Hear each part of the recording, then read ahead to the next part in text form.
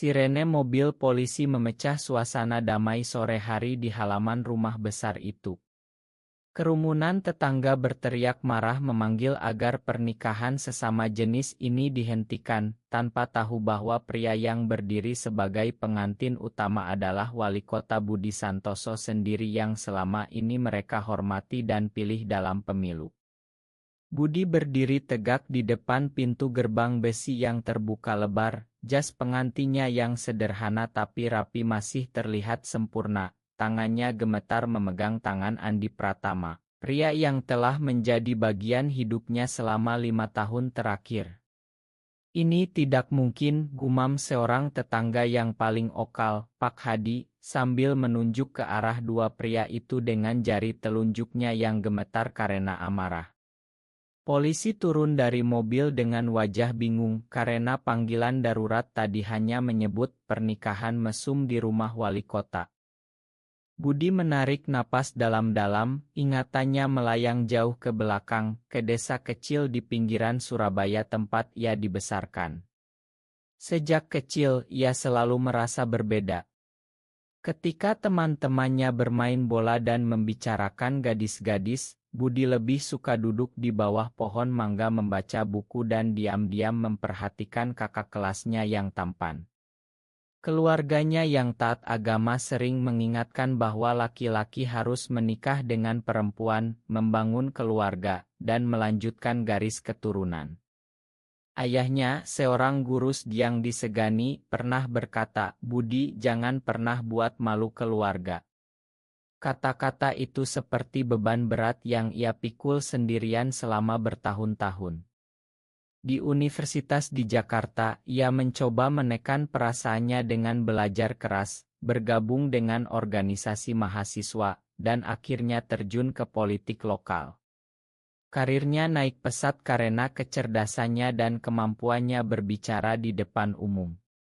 Pada usia 35 tahun, ia terpilih menjadi wali kota sejahtera, sebuah kota kecil di Jawa Timur yang dikenal damai dan religius. Tapi di balik senyum publik itu, Budi hidup dalam ketakutan. Ia pernah punya hubungan singkat dengan seorang teman kuliah, tapi berakhir tragis ketika rahasia mereka bocor dan teman itu pindah ke luar negeri karena takut dikucilkan keluarga. Setelah itu, Budi memilih kesendirian. Sampai ia bertemu Andi 5 tahun lalu di sebuah seminar tentang pembangunan masyarakat di Surabaya. Andi, seorang guru berusia 30 tahun dengan senyum lembut dan mata yang penuh semangat, bekerja di sebuah LSM yang mendukung pendidikan anak yatim. Pertemuan pertama mereka biasa saja, tapi obrolan malam itu tentang mimpi-mimpi mereka membuat Budi merasa dilihat untuk pertama kalinya. Mereka mulai bertemu secara diam-diam di apartemen kecil Andi di pinggir kota, atau di pantai malam hari ketika bulan purnama menerangi ombak. Cinta mereka tumbuh pelan, penuh hati-hati, karena Budi tahu risikonya. "Kita tidak bisa selamanya sembunyi," kata Andi suatu malam, suaranya pelan tapi tegas. Budi hanya mengangguk, tapi hatinya berdebar antara bahagia dan takut. Kini, di usia 42 tahun, Budi memutuskan untuk mengambil langkah besar. Pernikahan kecil ini direncanakan hanya dengan beberapa sahabat dekat dan keluarga Andi yang sudah tahu. Mereka tidak mengundang banyak orang, hanya menghias halaman dengan bunga-bunga putih sederhana dan meja kecil untuk resepsi. Tapi tetangga Pak Hadi melihat dua pria berpakaian pengantin dan langsung panik. "Ini kampung kita, tidak boleh ada yang seperti ini," teriaknya sambil menelepon polisi. Budi menatap Andi, matanya penuh penyesalan tapi juga tekad. "Makan aku, Andi. Aku seharusnya lebih hati-hati." Andi menggenggam tangannya lebih erat. "Kita hadapi bersama, Budi. Ini saatnya." Polisi mendekat, seorang kapten berusia muda dengan seragam rapi bertanya sopan, "Pak, ada masalah apa di sini?" Budi mengangkat dagu, suaranya tenang meski jantungnya berdegup kencang. Tidak ada masalah, Pak. Ini pernikahan saya. Kata-kata itu keluar seperti bom yang meledak di tengah kerumunan. Tetangga-tangga terdiam sejenak, lalu gemuruh protes mulai lagi. Di dalam rumah, Ibu Budi yang sudah tua duduk di kursi rotan, tangannya memegang tasbih. Ia tahu rahasia anaknya sejak lama, tapi selalu berharap Budi akan berubah. Ya Tuhan, apa yang akan dikatakan orang-orang, bisiknya. Sementara itu, sahabat Budi sejak SMA, Rudi yang datang sebagai saksi, berdiri di sampingnya dengan wajah tegang. Rudi adalah satu-satunya orang di lingkaran politik yang tahu, dan ia selalu mendukung meski khawatir. Budi, ini bisa menghancurkan karirmu, katanya pelan. Tapi Budi hanya tersenyum tipis. Karir tanpa kebahagiaan itu kosong, Rud. Malam itu, ketika polisi akhirnya pergi setelah meminta klarifikasi dan memperingatkan agar tidak mengganggu ketertiban, Budi duduk di teras bersama Andi. Angin malam membawa aroma bunga melati yang mereka tanam bersama. Kita selamat hari ini, kata Andi. Budi mengangguk, tapi ia tahu badai baru saja dimulai. Besok, berita akan menyebar di kota kecil ini, dan ia harus siap menghadapi konsekuensinya sebagai wali kota sekaligus pria yang akhirnya memilih untuk tidak lagi bersembunyi. Pagi berikutnya, koran lokal Kota Sejahtera membawa berita utama yang membuat Budi terduduk lemas di meja makan. Wali Kota Budi Santoso terlibat pernikahan sesama jenis, tetangga protes keras. Oto buram dari ponsel Pak Hadi menghiasi halaman depan. Ibu Budi menangis pelan di dapur, sementara ayahnya yang sudah meninggal 3 tahun lalu seolah menatap dari Oto di dinding dengan tatapan kecewa. Budi mengambil ponselnya yang terus berdering. Panggilan dari sekretaris daerah, dari ketua DPRD, bahkan dari gubernur provinsi. Pak Budi, ini harus ditangani cepat. Opini publik bisa rusak, kata sekretarisnya dengan suara gugup. Budi menutup mata, mengingat bagaimana ia naik ke jabatan ini dengan janji membangun kota yang adil dan inklusi. Tapi inklusi untuk siapa? Ia pernah berpidato tentang hak minoritas, tapi selalu menghindari topik karena tahu risikonya di Indonesia yang mayoritas penduduknya konservatif. Andi datang pagi itu dengan membawa kopi panas dari kedai aurit mereka. Kita bicara dengan keluargamu dulu, katanya lembut. Budi mengangguk. Mereka pergi ke rumah Ibu Budi di Kampung Lama. Di sana, adik perempuan Budi, Sinta, sudah menunggu dengan wajah merah karena marah. Kak, kenapa kakak lakukan ini? Ibu sakit semalaman karena gosip tetangga. Sinta pernah curiga sejak Budi jarang membawa pacar perempuan ke acara keluarga, tapi ia diam karena menghormati kakaknya. Sekarang rahasia itu meledak. Budi duduk di lantai tikar, menceritakan semuanya dari awal. Tentang rasa berbeda yang ia rasakan sejak kecil, tentang doa malam yang tak pernah dijawab, tentang bagaimana politik membuatnya semakin kesepian. Ibu Budi mendengarkan sambil menangis. Anakku, aku tahu kau tidak bahagia. Tapi masyarakat kita tidak siap. Kata-kata itu menusuk, tapi Budi merasa lega untuk pertama kalinya. Sementara itu, di kantor wali kota, rapat darurat digelar. Para pejabat saling pandang gelisah. Pak Budi, saran saya mundur sementara, kata seorang penasihat. Budi berdiri, suaranya tegas. Saya tidak melanggar hukum. Pernikahan ini adalah urusan pribadi.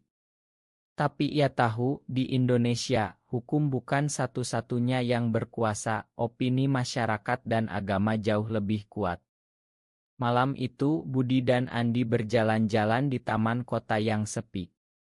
Andi bercerita tentang masa kecilnya di desa nelayan, bagaimana ia kehilangan ayah karena kecelakaan laut dan belajar mandiri sejak dini. Aku tidak pernah menyesal mencintaimu, Budi. Tapi aku takut kau kehilangan segalanya karena aku. Budi memeluknya erat di bawah lampu taman. Kau adalah segalanya bagiku sekarang. Keesokan harinya, seorang sahabat lama Budi dari universitas, yang kini menjadi pengusaha sukses bernama Tony, menelepon. Tony tahu rahasia Budi sejak dulu dan pernah membantu menyembunyikannya. Budi, ada yang bocor. Beberapa media nasional mulai meliput. Kau harus siap konferensi pers. Budi merasa dunia berputar. Ia ingat saat Tony pernah memperingatkannya, politik dan cinta seperti ini tidak cocok. Tapi Budi memilih cinta. Di rumah, Andi membantu menyusun kata-kata untuk pidato. Mereka menghabiskan malam dengan cerita lama, tertawa mengingat pertemuan pertama mereka di seminar itu. Andi pernah bilang, aku suka cara kau bicara tentang masa depan kota ini, seolah kau benar-benar peduli. Kini, masa depan itu sedang diuji. Konferensi pers digelar di balai kota dengan ketat. Wartawan dari Surabaya dan Jakarta memenuhi ruangan. Budi berdiri di podium, jas hitamnya rapi, Andi duduk di baris belakang sebagai pendukung diam. Saya Budi Santoso, Wali Kota Kota Sejahtera. Hari ini saya ingin berbicara jujur. Saya adalah pria gay, dan saya baru saja menikah dengan pria yang saya cintai, Andi Pratama. Ruangan hening sejenak, lalu ledakan pertanyaan. Apakah ini berarti Anda mundur? Bagaimana dengan keluarga Anda? Budi menjawab dengan tenang, menceritakan perjuangannya selama bertahun-tahun menyembunyikan diri demi karir dan keluarga. Ia bicara tentang tekanan masyarakat Indonesia yang membuat banyak pria seperti dirinya hidup dalam ketakutan. Saya tetap akan menjalankan tugas sebagai wali kota dengan sepenuh hati. Cinta saya tidak mengurangi dedikasi saya untuk kota ini. Setelah konferensi, reaksi beragam.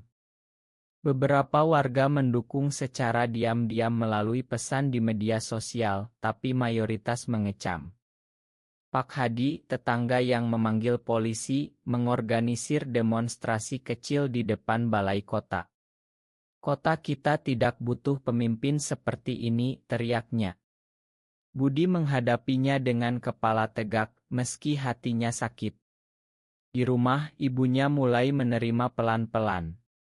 Kalau kau bahagia, ibu ikut bahagia, katanya suatu sore sambil memasak lauk aurit Budi. Sinta, adiknya, masih sulit, tapi ia mulai bertanya tentang Andi. Dia baik, Kak. Tapi masyarakat kita keras.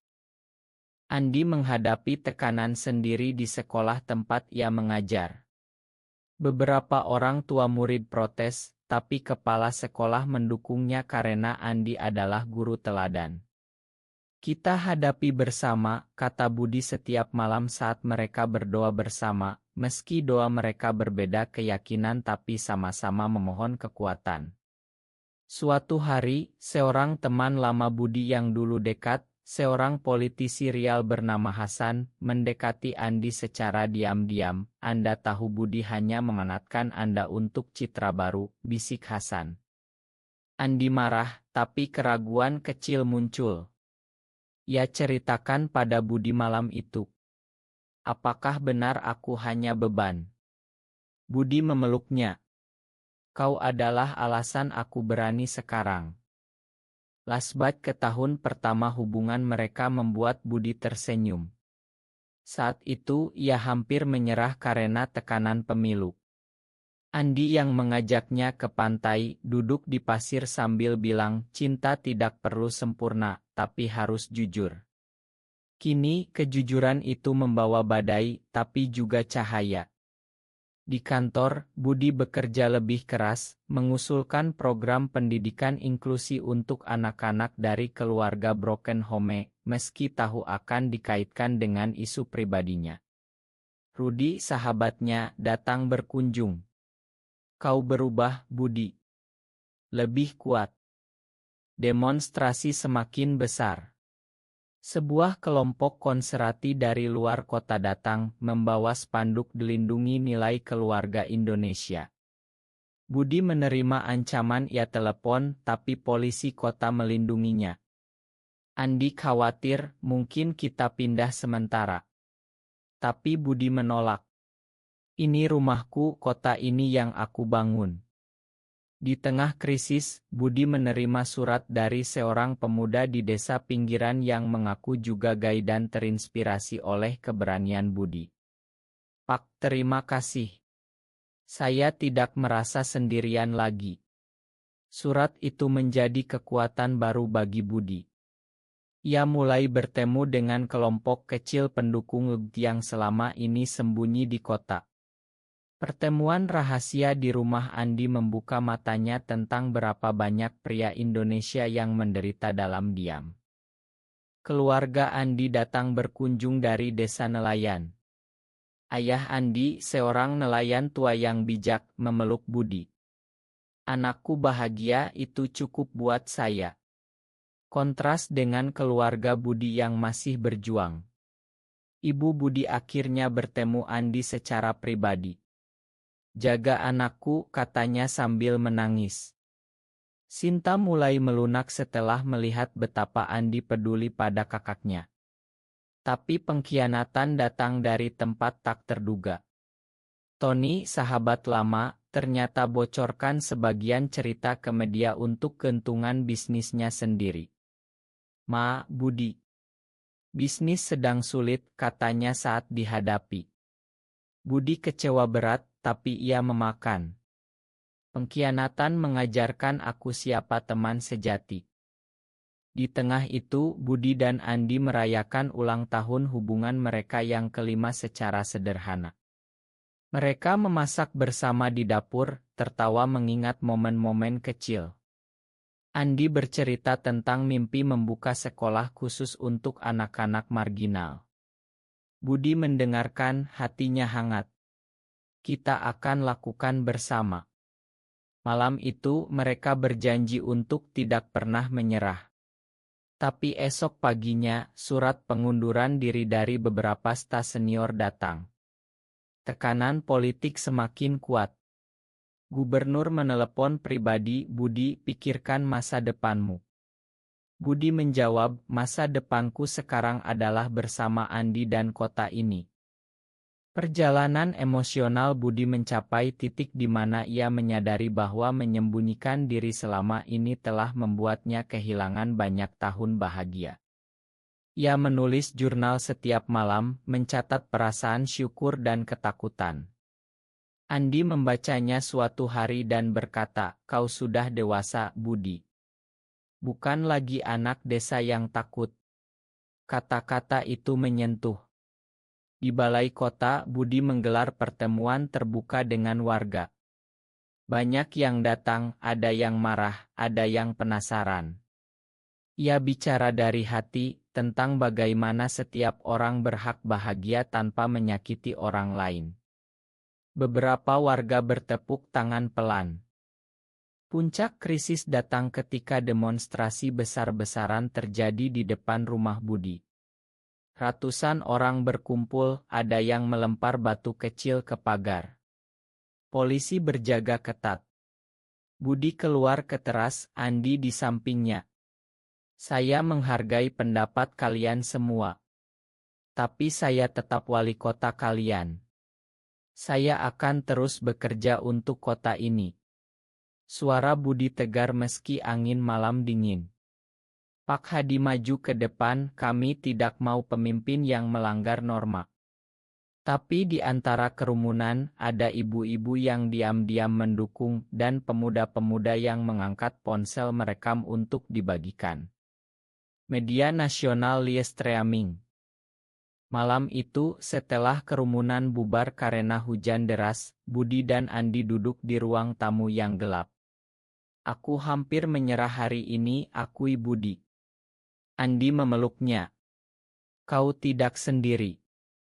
Flashback ke saat Budi hampir menikah dengan seorang wanita pilihan keluarga 5 tahun lalu, tapi membatalkannya di menit terakhir karena bertemu Andi. Pengorbanan itu kini terbayar. Keesokan harinya, gubernur mengirim tim investigasi, tapi Budi lolos karena tidak ada pelanggaran hukum. Tapi tekanan tetap ada. Seorang jurnalis nasional mewawancarai Budi secara eksklusif. Wawancara itu menjadi viral, menunjukkan sisi manusiawi wali kota yang selama ini dianggap sempurna. Di tengah itu, Rudi datang dengan berita baik. Sebuah les besar menawarkan dukungan hukum jika ada tuntutan. Kau bukan satu-satunya, Budi. Banyak pejabat lain sembunyi. Budi tersenyum. Pertumbuhannya terlihat, dari pria yang takut, kini ia menjadi simbol harapan bagi banyak orang. Andi juga berubah, dari pria pendiam menjadi pendukung vokal di sekolahnya. Tapi pengkhianatan Hasan, rival politik, masih menggantung. Hasan menyebarkan rumor buruk di media sosial. Budi memutuskan untuk tidak melawan dengan kebencian, tapi dengan aksi nyata, menggelar acara sosial untuk anak-anak yatim bersama Andi. Warga mulai melihat sisi positif. Setelah 6 bulan badai, situasi mulai tenang. Budi tetap menjabat, popularitasnya bahkan naik di kalangan muda. Ia dan Andi pindah ke rumah baru yang lebih sederhana untuk menghindari tatapan tetangga. Ibu Budi kini sering mengunjungi, membawa masakan rumah. Sinta akhirnya menerima Andi sebagai bagian keluarga. Kalian berdua mengajarkan aku tentang keberanian, katanya. Di kota, program pendidikan Budi berhasil, dan ia mulai bicara terbuka tentang toleransi tanpa memaksa. Andi membuka kelas khusus untuk anak-anak berkebutuhan khusus, impian mereka terwujud. Suatu sore di pantai tempat mereka pertama kali bertemu, Budi berlutut lagi. Andi, meski kita sudah menikah, aku ingin janji lagi di depan laut ini. Andi tersenyum, mata berkaca-kaca. Mereka berpelukan, angin laut membawa harapan baru. Budi menyadari bahwa perjuangan belum selesai, tapi ia telah tumbuh menjadi pria yang utuh, tidak lagi terpecah antara jabatan dan cinta. Rudi dan keluarga Andi datang berkunjung, merayakan kecil-kecilan. Pak Hadi, tetangga lama, bahkan mengirim pesan secara pribadi setelah melihat perubahan kota.